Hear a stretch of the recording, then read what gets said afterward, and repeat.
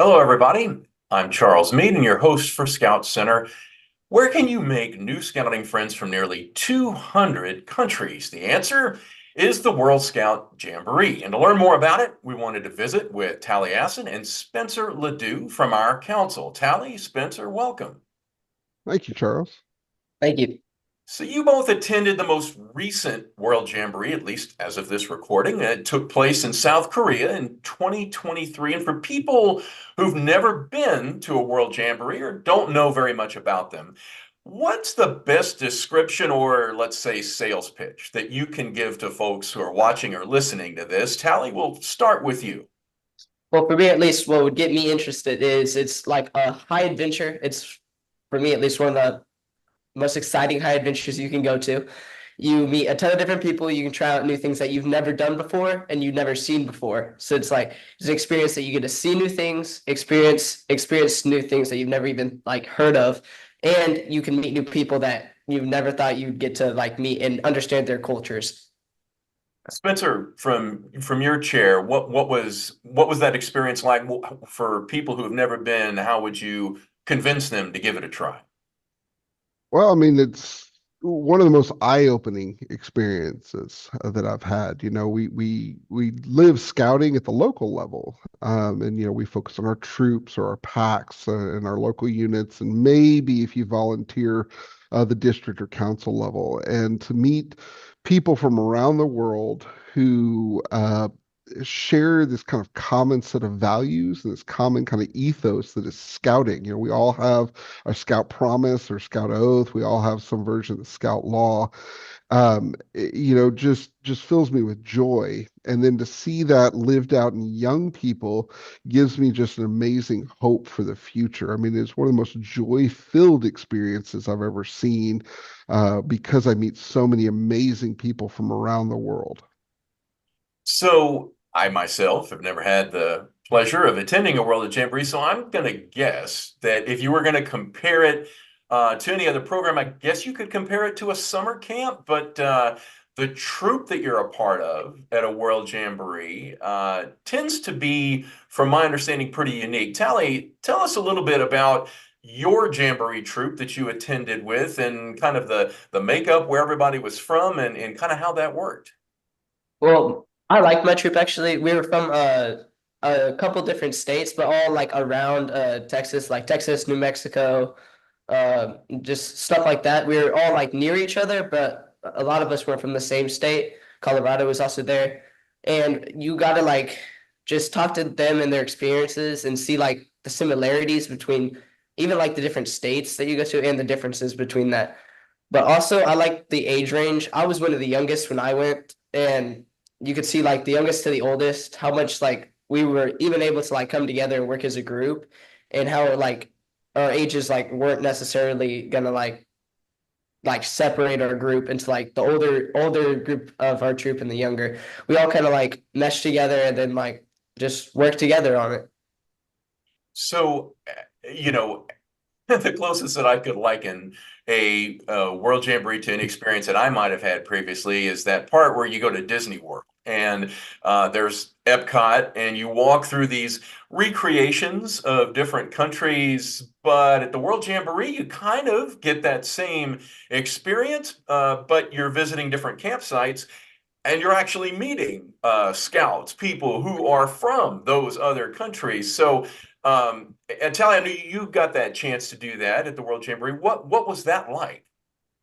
For me, it was really fun. I didn't do it for the first 2 days, but the last couple of days we went, me and my friends, it was like two of us. We had a group of three. We went like to a Korean group, a UK group. We went all the way away. Went to like a group from India, a group from Africa, and it was awesome because like even if they didn't like speak English the best, they tried their best, and we were able to like just even have like a conversation on it and we on whatever we were doing and we were able to trade patches and like understand their culture and like what they were doing. Ah, yes, patch trading seems to work no matter, that is the language of scouting. So obviously, World Jamboree, very fun scouting event. As you've kind of alluded to, it is a chance to experience cultures and countries from around the world. But at least in most instances, a World Jamboree is actually physically taking place in an entirely different country than many of us have maybe ever been to or experienced. And that experience ranges from food, culture, and even more. Um, I'd be interested in hearing from both of you this time. Talie, we'll start with you about what it was like. Your World Jamboree was in South Korea. What was it like visiting that country? Have you ever been there before? And what were some of the things that you took from that? I haven't been there before. It was my first time out of the country, which was awesome. And I've always wanted to go to that area of the world and like travel there and experience their cultures and food. For me, though, it was a lot of fun because when we stayed in the hostels, which were basically the hotels, we were able to like see the different types of rooms that they had, and that was awesome because it was actually pretty different from what we have here. That was fun. Also, the food was very different, and I thought it was pretty good, but it was really good. It was very different. That was the main thing I noticed, how like the differences between that. And also we went to a couple of shopping centers, and those were sometimes similar, sometimes pretty different. Well, so yeah, it was just like a really big change from like what I might experience here every day. And it was just an awesome experience. I'm going to guess you probably haven't found a comparable Korean restaurant here locally that would compare. Not the same. Spencer, how about you? What was that experience like visiting South Korea? I mean, it was indescribable. Um, like Tally said, that there are all these little things that you don't think about, from hotels to shopping centers, that are just different enough that make you go, okay, this is new. Um, the depth of history was one of the biggest things for me. So even though right now I'm a high school teacher, my prior career was as an archaeologist, so I'm a big history buff, and it's hard to describe to a fellow American who, how relatively young our country is. We think of our country as centuries old, because it is, but then we go to a place and they're like, oh, this castle was built in 800 AD, and I'm sitting there like counting on my fingers, thinking to myself, that's 12 centuries ago. And so just seeing the depth of the culture there, and experiencing it was probably one of my biggest highlights about visiting South Korea as a whole. So, in you all's case, Spencer, you're there with your son. Mhm. But for a lot of people, that may not be the experience. And so their thought process here involves, well, I'm going to send my scout perhaps across the globe, and I'm not going to be there. And that maybe makes me a little bit uncomfortable. So, from your specific point of view as parent, what might you tell other parents that maybe would encourage them to still think about giving this opportunity to their scout, maybe assuage any fears, et cetera, et cetera? Mhm. Uh, Golly, there's a lot to unpack there, but I'd say first of all, do it in a heartbeat. The amazing benefits to it, just from the growth experience. I mean, again, now I'm speaking as dad, but the growth I saw in my son, in terms of just his view of the world, and understanding how big this world is. Uh, Again, it's hard to, like, you can hear about that in school, but it's a different feeling when you're sitting in a stadium and there's 50,000 people from all corners of the globe, and you're hearing all these different languages, and you're seeing all their different flags being flown, and yet, as Tyler said, they're friendly and they love to talk and they love to chat. As far as the safety issue goes, there we were in groups. I believe our troop was 40, and they picked four adult leaders, and there was a very extensive interview process, and it was a highly competitive. I actually feel very lucky I was chosen as a leader, because I think I heard that there were 800 applicants for about 70 adult positions. And so I feel very blessed, but they look for very, very experienced scouters and scoutmasters. The scoutmaster of my troop, I was an assistant scoutmaster. Scoutmaster of my troop was actually an assistant scoutmaster at the previous World Jamboree. So he had World Jamboree experience before. Another one of our assistant scoutmasters was actually a section advisor for Order of the Arrow out in California. Another one of our assistant scoutmasters was a committee chair of his unit in San Antonio, but also was former military and worked with the Transatlantic Council in Germany. So he had a lot of international experience. So all of us had international experience of some sort. So we're comfortable with the kind of ins and outs of international travel, and that's what they look for in leaders. And so yeah, I feel like I'm forgetting one other part. It was a very complex question, Charles. What what else did I forget to address? Well, and I think you've covered most of the bedrock parts of it, but just from that point of view of trusting as a parent, having your child on the other end of the planet for a couple of weeks, and communication maybe wouldn't always be as available as just picking up the phone and texting them, although I know you can do international plans and all the rest of that. But from that point of view, if a parent was maybe uneasy with that idea, Yeah. how might you talk to them about that? So again, excellent question. Technology's come a long way. One of the reasons I became passionate about the World Jamboree is I was lucky enough to go as a youth, and I decided at that time my own children are going to have the same experience. That's how big of an impact that a World Jamboree had on me. But I mean, this might almost be a question for Tally, but I know all of us Scoutmasters got international plans. We set up. There's an application. I'm not plugging it or anything, but it's called WhatsApp. That's what we use because it allows you to do international texting for free because it's web based. And so we actually set up WhatsApp groups for the parents. And so we would send out daily updates and daily photos. But honestly, I think all of our scouts ended up getting international plans and talked with home on a near daily basis. So Tally, we did that for you, right? So Yeah. how often did you talk to your siblings and your parents, your mom rather? You talk to me every day, but For me, I mean, I'm not like I don't get super homesick, so it wasn't like an everyday thing. But also the time difference, it was what, like 12 hours or something. It yeah, was something like that. 12 hours, or it was an insane time difference. So I would talk to them like every other night, every other morning, or something like that. Whenever like I just want to let them know what I did that day. It was, just call them and let them know. So sounds pretty close to normal day to day with the time difference figured in. Yeah. Yeah. The Okay. Jamboree had Wi-Fi set up for us. I mean, whenever you put 50, 60,000 people on a network, it's going to get laggy, but they did have it set up for us so that we were able to contact home. So, Tally, earlier you talked about all of the scouts from the other nations that you met there at the World Jamboree. I have to imagine that you might have made a friendship or two, or maybe even more from those experiences.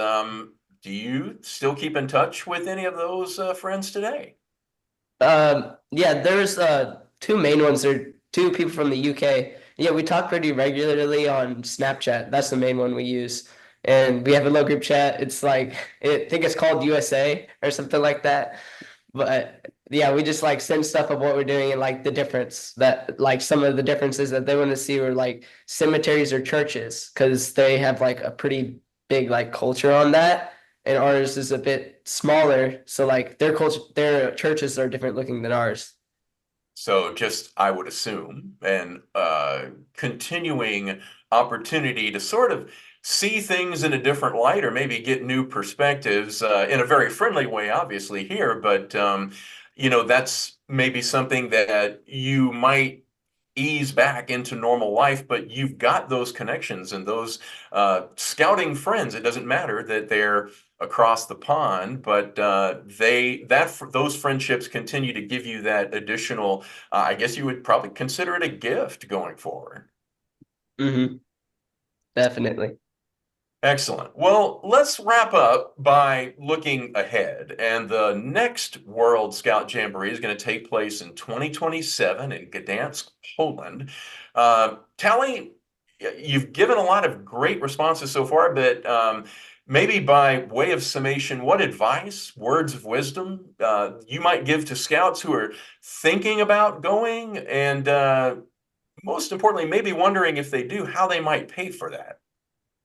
Yeah, for the next Jamboree, I'm going to be 18 or 19, so I will have aged out at least, but I'm still considering going again as one of the staffers because I've like wanted to go to Poland for a while, and it would be a great opportunity to go.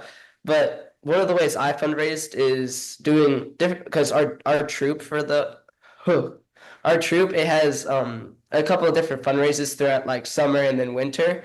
So I've done that, but also a great one I've heard that one of my friends did for the national jamboree is he sold popcorn. That's a great one that I've heard. It works really well if you actually sell the popcorn. It can work really well. Spencer, Dad, how does that check out with reality? And were there any other concerns in terms of being able to cover the expense of making that trip? Yeah, I mean, of course, it's the kind of thing that you look at, and as a parent, you immediately have sticker shock. For both myself and for Tally, it was a little above $6,000 each. But with budgeting and with planning, it's not the kind of thing that a lot of families I think can wake up and just say, yeah, I can do that. I'm a public school teacher. My wife is a public school teacher, and we were able to afford to send two people. But it did require us essentially in 2019 at the end of the previous Jamboree saying, all right, we're going to start putting money aside now so that we can do that. And then we put a lot of burden on our son to fundraise and to seek scholarship opportunities. I do want to plug the scholarship opportunities as well. The International Committee here at the council level does have some limited funds that they can use for scholarship opportunities on the international stage. So there's a council scholarship as well.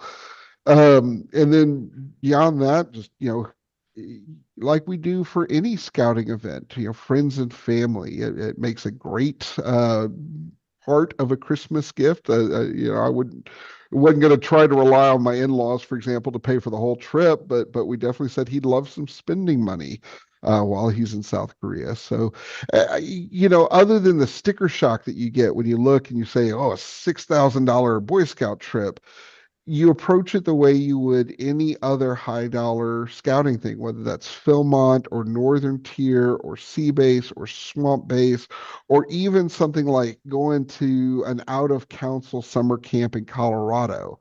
You fundraise, you save your money, and a scout is thrifty and you find other ways to pay for it.